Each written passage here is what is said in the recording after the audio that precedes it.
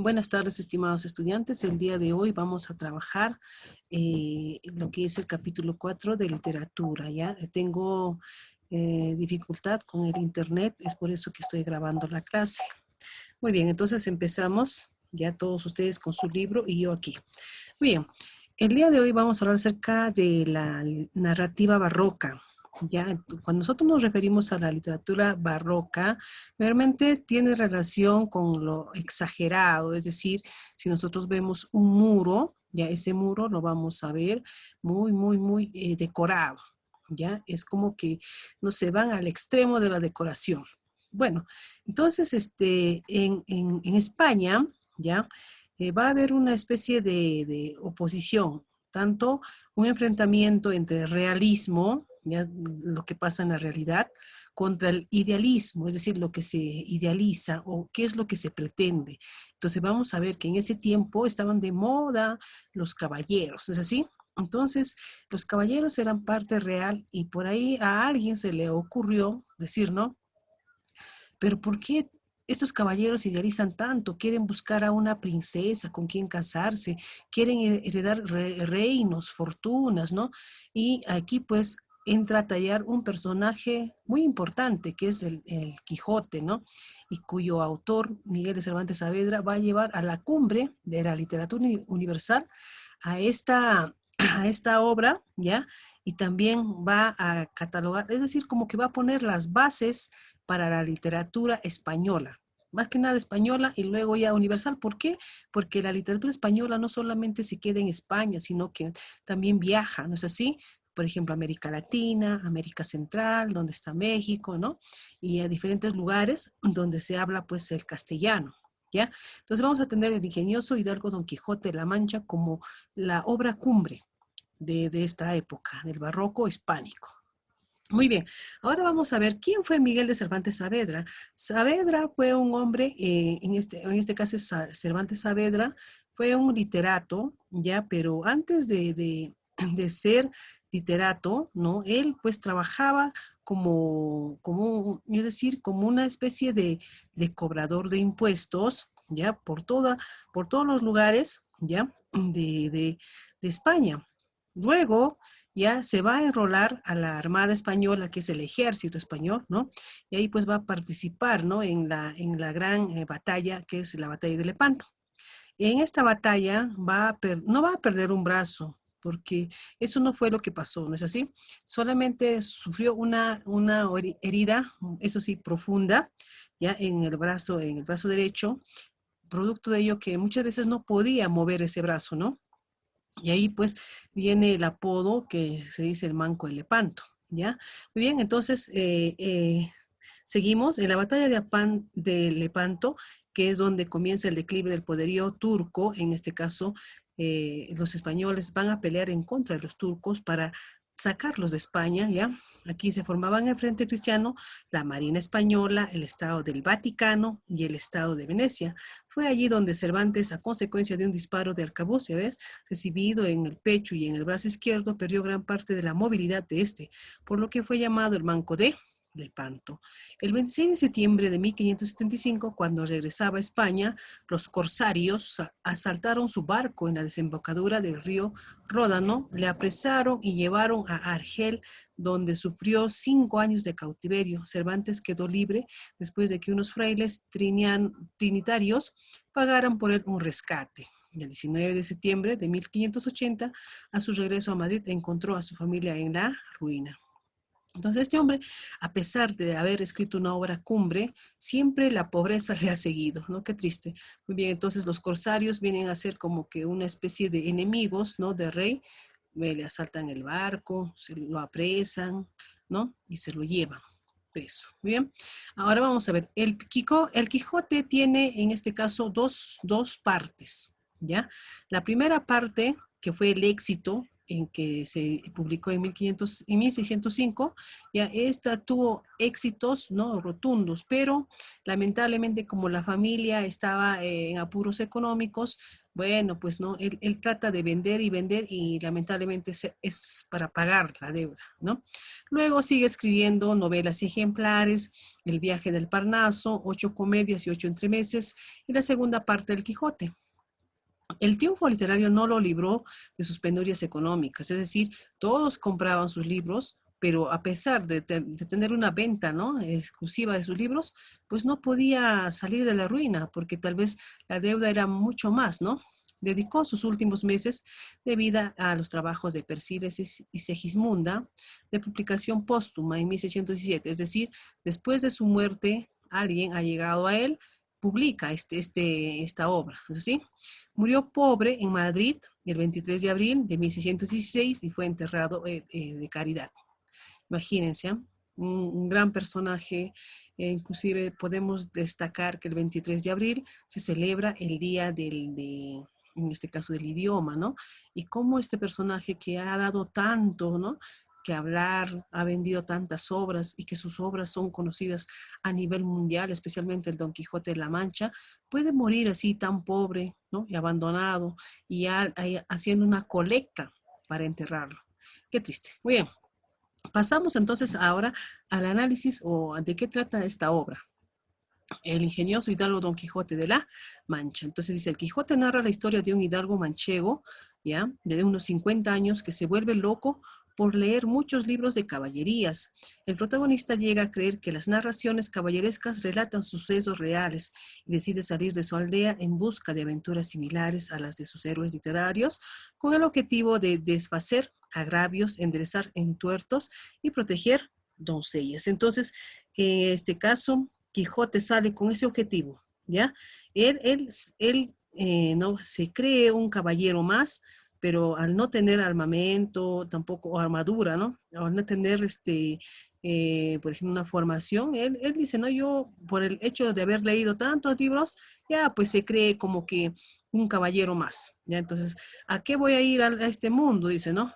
Tengo que, en este caso, si a alguien se le ha perdido algo, tengo que recuperarlo y devolverlo, ¿no? Entonces, aquellas personas que están ciegas y creen por ejemplo, que están haciendo bien los caballeros, no tengo que hacerlos, abrir los ojos y decir que los caballeros no están actuando bien, ¿no? Y así, ¿ve? Y él se cree, ¿no?, el protector de las chicas, de las doncellas, de las señoritas, ¿ya? Y no quiere que nadie las toque, que las ofenda, ¿no? Y ahí va, librando, ¿no?, a todo ser, a toda persona. Por ejemplo, podemos ver el molino, ¿no? Cómo es que Don Quijote piensa que son gigantes y arremete contra el molino, ¿no? Claro que Sancho Panza también siempre lo sigue y actúa, ¿no? Es decir, imita o dice, bueno, pues, ¿qué me queda? Tengo que ayudarlo. Muy bien. En su mente confunde la realidad y la literatura. Así, la venta de un camino, le aparecerá un castillo, ¿no? La venta habla acerca de un lugar, un lugar donde quedar hospedado por una noche, ¿no? ¿Ya? Y luego los molinos serán gigantes y los rebaños se transformarán en ejércitos de conocidos caballeros. Entonces confunde, ¿no? Una manada de ovejas con el rebaño, ¿no? Dice, ahí viene un ejército, ¿no?, hay que destruir y va, ¿no?, en contra en este caso de las ovejitas, pero ellas no tienen la culpa, ¿no? Entonces, actúa mayormente idealizado, ¿no? O sea, confundiendo la realidad con la fantasía. Muy bien. El Quijote se publicó en dos partes, la primera escrita en 1605 y la segunda parte en 1615. La primera parte del Quijote narra las dos salidas y viajes del protagonista. La primera salida muy breve, desde el capítulo 1 hasta el capítulo 6, es una pieza casi autónoma. Narra que Alonso Quijano, así se llamaba Don Quijote, Alonso Quijano, coge a su viejo caballo llamado Rocinante, arregla unas viejas armas de sus antepasados y sale en busca de aventuras. En la segunda salida se busca un escudero ya, ¿no? Entonces en la segunda salida ya no va a ir solos, entonces va a acompañarlo, en este caso, el vecino labrador Sancho Panza, ¿no? Cuando dice labrador, mayormente conocido como campesino, aquel que cultiva vegetales, a quien convence tras hacerle múltiples promesas. Y la segunda parte del Quijote recoge un único viaje, la tercera salida que ocupa los 74 capítulos. Muy bien, Pasamos a la siguiente. Y aquí nos dice Don Quijote, personajes, ¿no? Don Quijote constituye el modelo de hombre noble, idealista y bondadoso, pero enajenado en todo lo referente al mundo caballeresco a causa de sus lecturas. ¿Qué quiere decir esto? Que él es es un hombre noble, muy fantasioso, bondadoso, pero está en ese mundo, está metido en un mundo de caballería, ¿no? Él lee los libros y piensa que está en ese ambiente, ¿ve? Piensa que él es un caballero más, que él tiene que librar, ¿no? A su país, a su gente de algunos enemigos como los gigantes, como los otros ejércitos, ¿no? Que por ahí pudieran atacar a su pueblo, ¿ve? Entonces, dice aquí, la locura de Don Quijote muestra aspectos o fases diferentes. En la primera salida, Don Quijote deforma la realidad, la ve como caballeresca y además sufre un desdoblamiento de personalidad. ¿Ya? Es decir, hay momentos en que actúa normal, como una persona normal, ¿no? Y de repente ya pues como que actúa como una persona que está enferma, ¿no? Mentalmente. ¿Ya? En la segunda no hay desdoblamiento de personalidad, pero Don Quijote transforma la realidad en que en su mente se convierte en caballeresca. En esta parte de la novela no ocurre nada inverosímil ni extraño, la fantasía está en la mente del protagonista, ¿ya? Es decir, aquí actúa normal, ¿no? Normal, solo sabe que, bueno, pues que todo lo que ha leído, ¿no? Está en su cabecita, ¿no? Entonces dice, bueno, yo sigo, ¿no? Caminando, buscando ahí a quien derrotar, pero no se aleja de es decir, como que ya está más apoyado a la realidad, ¿ya? Y en la tercera salida, el protagonista ve la realidad tal como es, ¿ve? Entonces, aquí en la segunda como que un poquito ya se va, ¿no? Acercándose a la realidad, y en la tercera ya es un hombre sensato, que sabe pensar, que dice, ya no confunde lo que es, ¿no? Las cosas como los había confundido en el primer viaje. Pero los otros personajes le engañan y le convencen de que no ve el mundo caballeresco a causa de los encantamientos. Dice, entonces, ¿qué no ves eso? ¿Qué? No, entonces, como que una especie de decirle, mira, ¿no? Esa vida es bonita, no es bueno que salgas, ¿no? De ahí. Bien, Sancho representa al hombre llano con una enorme sabiduría popular, práctico y materialista. Cuando hablamos de popular, sabe todo lo que el pueblo sabe, él sabe que no hay gigantes. Él sabe que, ¿no? Que Quijote se está enfrentando a una manada o un rebaño. También sabe que necesita de dinero, ¿ya? Entonces, más que nada por el dinero, porque este hombre, Don Quijote, era de tener, ¿no? Por ahí se acercan. Entonces, quiere que como que le regale algunas monedas, ¿no? Entonces, por eso es que más que nada Sancho se apega a él. Y también, ¿no? Es como una oposición, de la obra es una oposición entre lo real y lo imaginario. En este caso, Sancho representa la realidad y Quijote representa la idealización, ¿ya? Muy bien, y a lo largo de la obra sufre un proceso de quijotización, ¿no? Es decir, actúa como Quijote, ¿ya? Por eso propone a su amo ya moribundo imitar el estilo de vida de los pastores literarios. Uno de los mayores aciertos del Quijote es el lenguaje de Sancho Panza, un lenguaje vivo, popular y enriquecido con numerosos refranes. ¿Ve? Dice, no, tú tienes que morir como un pastor literario. ¿Y cómo muere un pastor literario? Al estilo de, por ejemplo, de Lope de Vega, ¿no? O, por ejemplo, del otro Garcilaso de la Vega, ¿no? Ya imitando, ¿no? Así como que recordando todo aquello bueno que ha hecho, ¿no? Entonces le dice, ve, ahí tenemos que terminar. ¿Y quién fue Dulcinea del Toboso? Dulcinea del Toboso fue la enamorada, supuestamente, ya la enamorada de Quijote, o la amada de Quijote, ¿ya? Pero solamente existió en la cabecita de Quijote, ¿ya? Entonces, más o menos dicen, ¿no? Que podría haber sido la señorita Aldonza Lorenzo, ¿ya? Una moza aldeana, ¿ya? Y que pues él admiraba, ¿no? Y él decía, bueno, pues ella es mi Dulcinea del Toboso, le dijo, ¿no?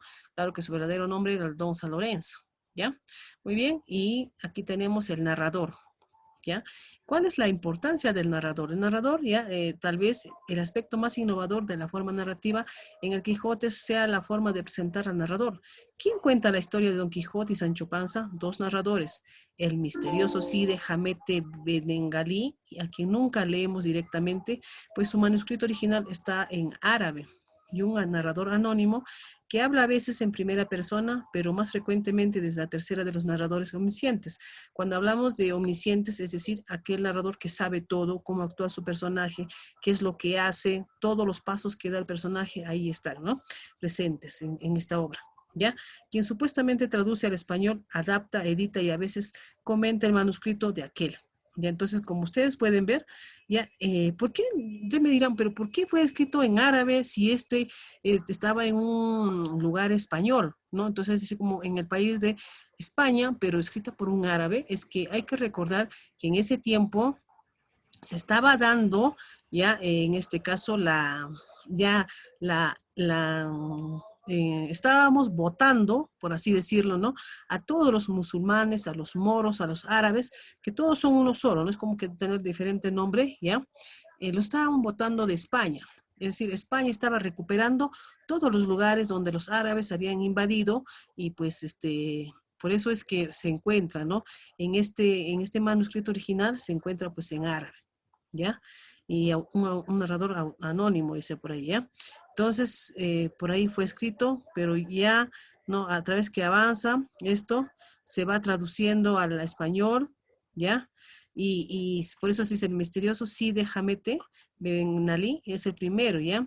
Que escribe y va, ¿no? Va, como lo decimos, Cervantes Saavedra lo habrá escrito sí, pero no hemos encontrado ¿cómo les digo? El manuscrito original y alguien se lo ha copiado. ¿No? Es así como que el narrador, el personaje o alguna persona lo ha copiado al árabe. Entonces, del árabe tendríamos que recuperar de nuevo y convertirlo al español, ¿ya?